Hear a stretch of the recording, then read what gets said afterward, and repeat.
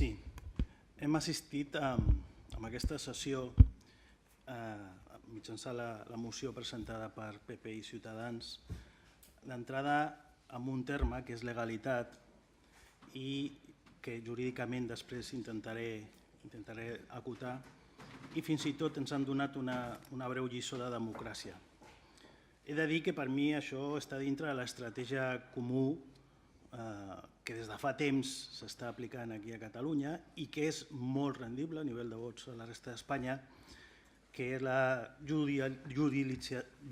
judicialitzar la política i les decisions polítiques fetes principalment des del Parlament de Catalunya i des d'altres àmbits. Dir, per cert, que el Parlament de Catalunya legalment constituït i amb una majoria clara. És evident la manca democràtica en un estat que no pot garantir el principi de la separació de poders. Principi que garanteix l'equilibri i el control entre el poder legislatiu, executiu i judicial. En aquest cas m'agradaria donar dos exemples per veure com s'està vulnerant d'una manera clara aquest principi. Com definirien dintre de la legalitat que vostès comenten, les escoltes fetes al ministre de l'Interior amb el director de l'Oficina Antifrau, on d'una manera clara i directa parla d'utilitzar els mitjans que hi té al seu abast per tal d'embrutar el bon nom de determinades persones afins al procés. O quina legalitat és aquesta on d'una manera també meridiana, clara i reconeguda hi ha una vinculació d'un membre molt important del Tribunal Constitucional amb un determinat partit polític? És evident que aquest principi fa aigües des de qualsevol punt de vista. Però jurídicament parlant, com solucionen els estats la contradicció que pot haver-hi entre la legalitat constitucional i la voluntat democràtica d'un poble?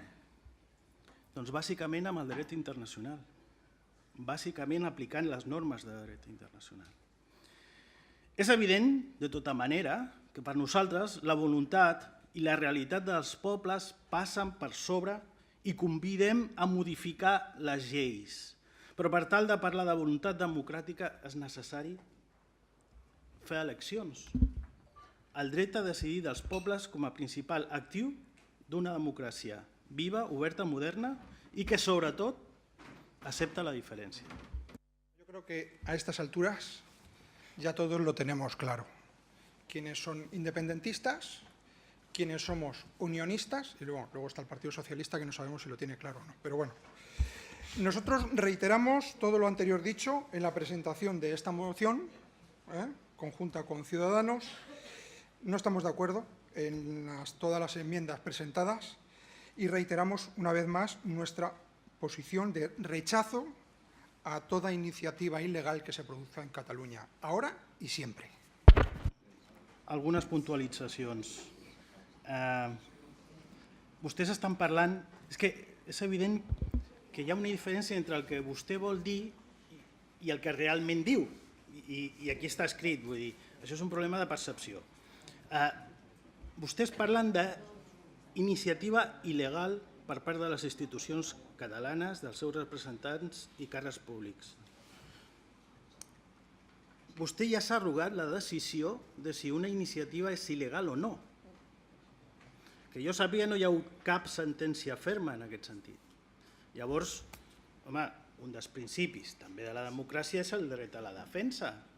O, dit d'una altra manera, què li semblaria que una iniciativa en aquest sentit fos al contrari al Congreso de los Diputados dient que qualsevol iniciativa il·legal per part de les seves institucions i els seus representants i càrrecs públics, òbviament seria rebutjada.